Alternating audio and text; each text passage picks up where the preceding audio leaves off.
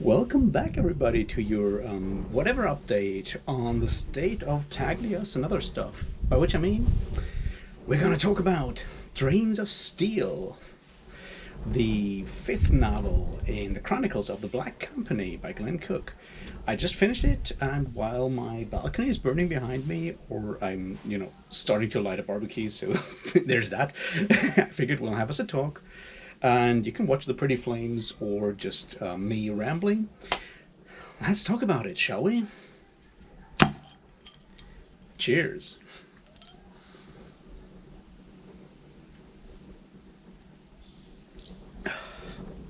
So yeah, it's the fifth novel of the Chronicles of the Black Company, and we have a major change to talk about this time around. I mean, once again, it's going to be a somewhat spoilery discussion. I'm not going to go too deeply into like actual plot developments, but still, I highly recommend you read that book in general. I mean, if you've made it this far, you want to continue, and like everyone should read this like series because it is so good. As I will say at the end as well.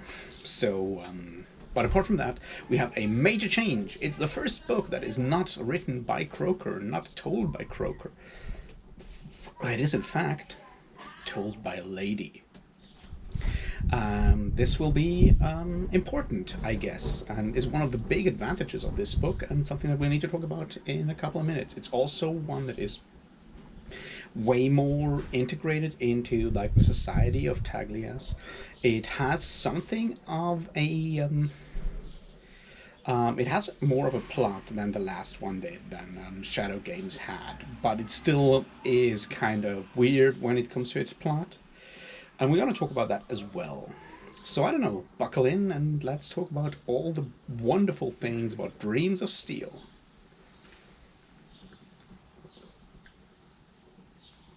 The first of those is obviously the change of narration.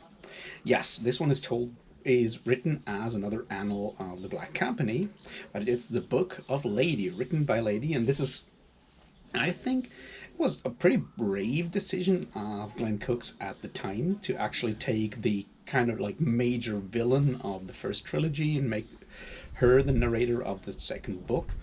Also, I mean, like late 80s, early 90s fantasy books told from the perspective of a powerful woman are rather like thin on the ground, I would say.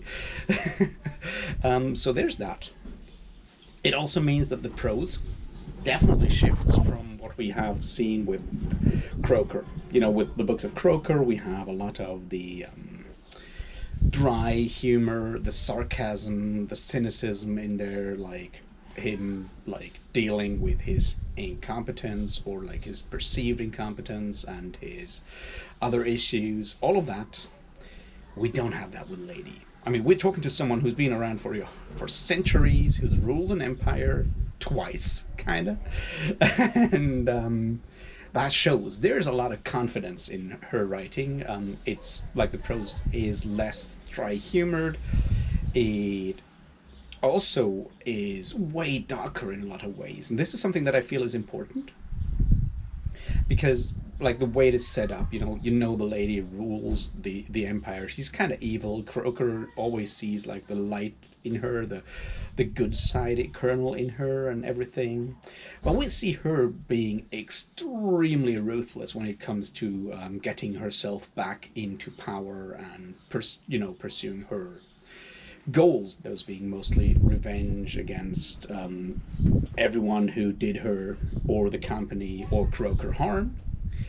And she does a lot of like really dumb decisions, like which is she takes on any help she can take, and there's a lot of confidence in her that you might call overconfidence, which is ridiculous because the one thing that we like, the one criticism that she levels against Croker at the end of Shadow Games is him becoming too confident and that therefore losing the battle around Dejagore or Dejagore or whatever, however you want to pronounce it. Now she, thinking herself ancient, evil, smart beyond anything, while gaining her powers back, is willing to take on, like, to go into an alliance with something she totally doesn't understand, and at the same time also kind of denigrates because it's like a religious cult. And we'll see the consequences of that rather soon. So the idea that confidence or overconfidence is something that will be dangerous in the military every single time is something that gets pounded into us more through the overall plot of the Book of Lady or Dreams of Steel.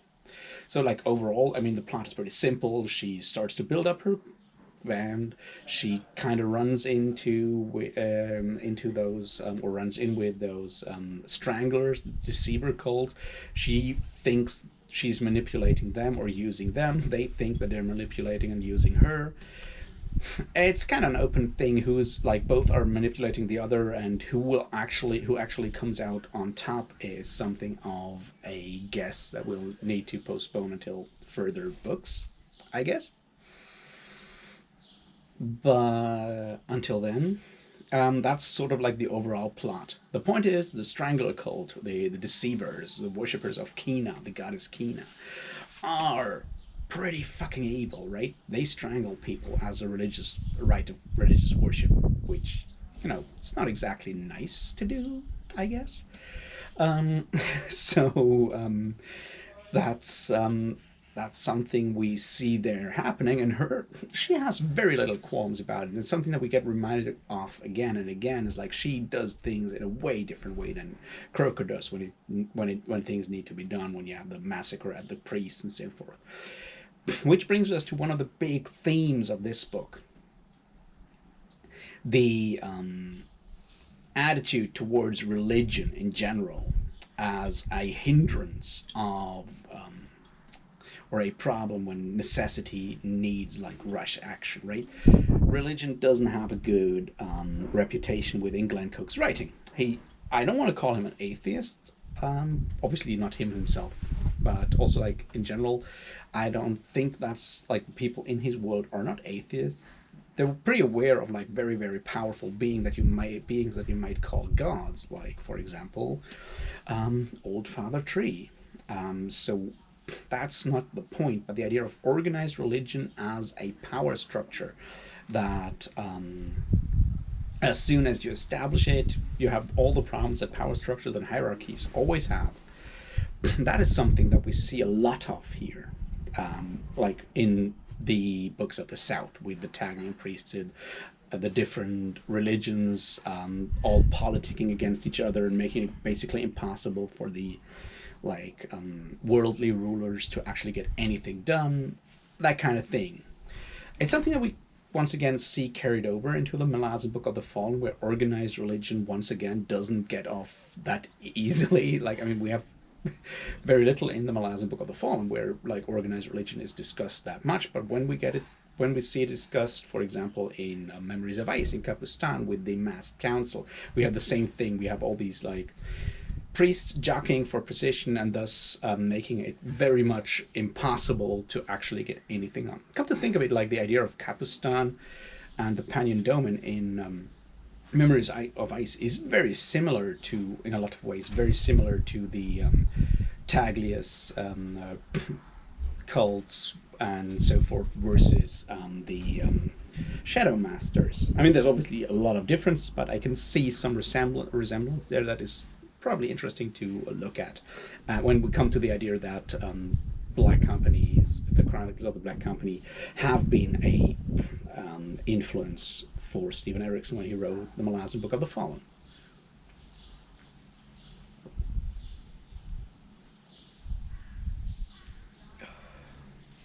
Now let's look at the setting.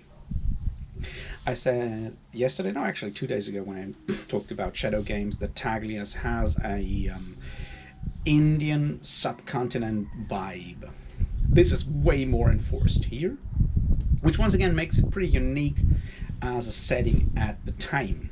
And once again, what we see is Glen Cook doing the wise thing by not trying to explain or over-explain or whatever the Taglian slash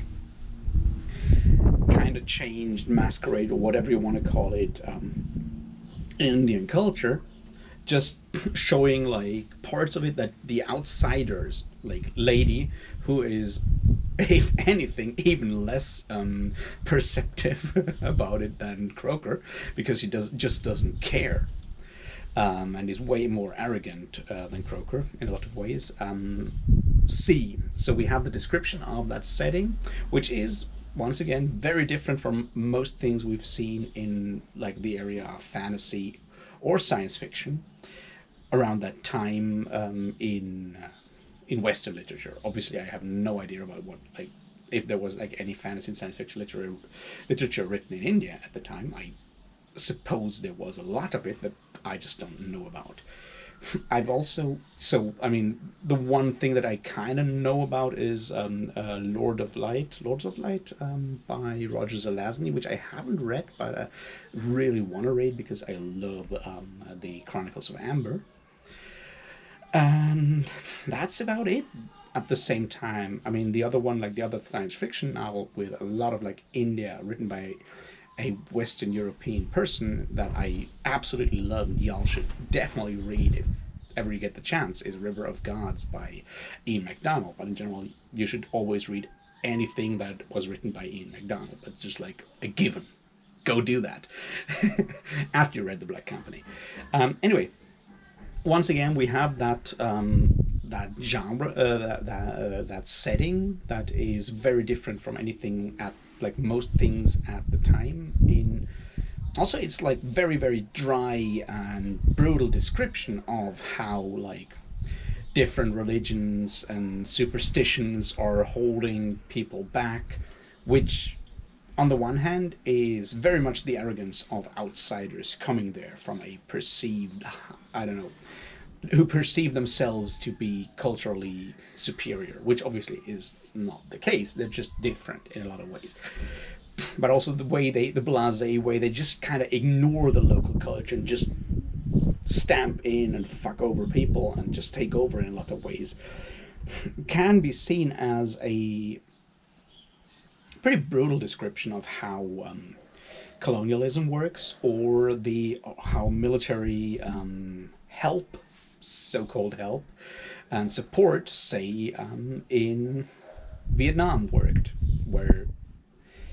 and this is something that we see very clearly in this book when the prince and the princess of Taglias talk. It's like for the pacifist country of Taglias to defeat the Shadow Masters, they have to turn into something like the Shadow Masters, and thus lose a large part, an important part of their culture by default, just because that's the only way you can actually get that thing done.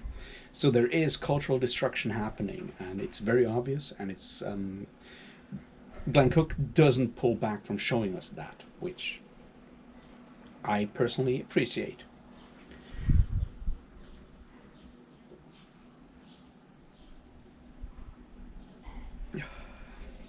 Another thing he doesn't shy away from, although obviously he is more, and this is something that is kind of, there's good and bad to it.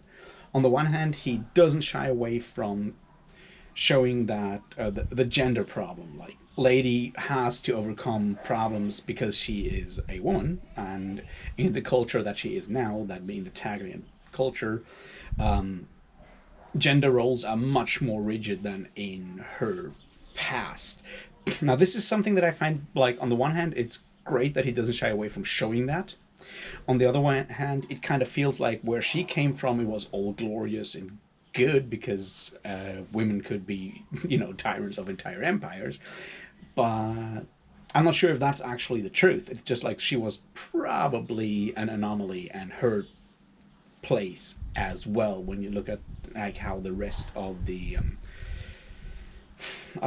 societies in the north are described. It's not like there's like women all over the place. I mean, yes, some of the taken on our powerful sorceresses are obviously female, but that's about it. And we learned that even in the Black Company, there were always like very few women. I mean, yes, there were some, but that's about it. still showing that there is in like patriarchal societies a huge prejudice against women in leadership roles, and her trying to figure out ways to overcome those, sometimes just by brute force or murdering 1,000 priests, is something that I appreciate. But as I said, there is that slight thing in the back of my mind that it kind of feels like that superiority thing, which I don't feel actually should be there, I guess. On the other hand, you know, at least it's clear that this is a problem, and the world that we see in the Black Company, no matter which country we are, Glen Cook is very, very clear about the fact that women and men are equal in their qualities, their talents, and whatnot. There's no like idea that like there is any in-world difference between women and men when it comes to their capabilities, which I very much appreciate, because there's less equality in a lot of fantasy way later than that.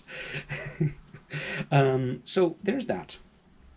Now, I guess we need to look at the darkness as well, and like the way this. I mean, a lot of this book is very much about military maneuvers and tricking each other and so forth. We have, on the other hand, Croker being captured and so forth. The Soul Catcher, who of course is back again. It was like the big reveal at the end of Shadow Games, and you know, a lot of stuff happening there. But between all of that, I think like the main arc is like, how far are we willing to go if we want to reach our goals? How far are we willing to go if those goals are dark goals like revenge?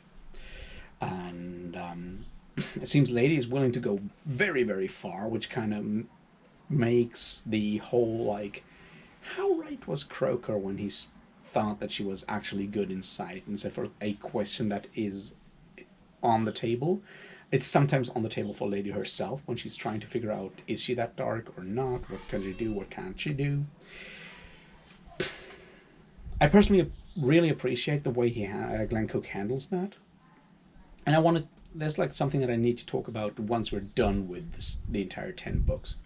Like 9 books plus the Silver Spike, which does belong, and I'll definitely talk about Port of Shadows as well, but Port of Shadows is something of an odd thing on the side. Anyway, point is, we need to talk about love at some point. What we need to talk about as well here is like power struggles within the Black Company, with the conflict of Mugaba trying to be the captain of the Black Company in Dejigore, and the Lady outside and her letting him rot in the city, and dark things happening in there that we will see more about in Blake Seasons, I think is the next one. I think Blake Seasons, then She's the Darkness, then Water Sleeps, and then Silders Live. That's sort of how I remember their like the series, but I might be wrong because I'm an idiot. Anyway, and the idea that like power struggles are always bad for any kind of outfit. Power struggles are always a terrible thing for any kind of organization. And both Lady, with her like inferiority / superiority complex, like she knows she's super powerful or was super powerful, and her power is slowly coming back. You have that on the one hand, so she feels she has the right to be the leader of the Black Company. On the other hand, you have Mugaba with his version of the Black Company on the other side, feeling to be the rightful captain of the Black Company. It's something of a, like, we see that is actually causing way more harm than anything else. Which brings us to the last thing. We finally get something of a hint what the Black Company is actually about. And we've got like even smaller hints in Shadow Games. Like everyone's afraid of them, but now with like the introduction of the Holkina cult, the idea of the Year of the Skull and everything, we kind of learn that the Black Company was sent out to actually just kill as many people as possible, to destroy, to awaken something that might be a dark goddess or just the force of entropy. we'll see how that turns out in the next couple of books. But I feel that it's like either Glenn Cook didn't know what he was doing when he started like the first 3 books and just kept going until he kind of figured out where he wanted to go with this, or he managed to actually play a very, very long game, which I absolutely would appreciate, because the idea of them like going back to Cadavar and finding out what they were actually about and all of that is kind of hinted at in early books a lot. So having that in here like finally makes sort of sense, and the fact that maybe them coming back to their home place of Cadavar, wherever that will be, but actually not being a good thing, which will potentially lead to a lot of like moral questions for someone like Croker, who's finally back in command now. Yeah, will be interesting to see. So yeah, that being said, to wrap it all up before like I burn down places and stuff, I once again love the book. I love the way that Glenn Cook is able to shift his prose, shift his perspective once he writes from the viewpoint of Lady in this book. The way he manages to just go so much darker and still make it like believable in a way, or understandable, her motivations understandable, is great. I love that. And I'm looking forward to reading the next one. I hope you'll stay with me for this, because I feel this is a series that so many people overlook because of its, on the surface, simple prose and stuff like that, and it has so much to give. So once again, thank you for listening. I hope you're having fun reading these books. I'll talk to you tomorrow about something else and Fall of Light. So until then, cheers.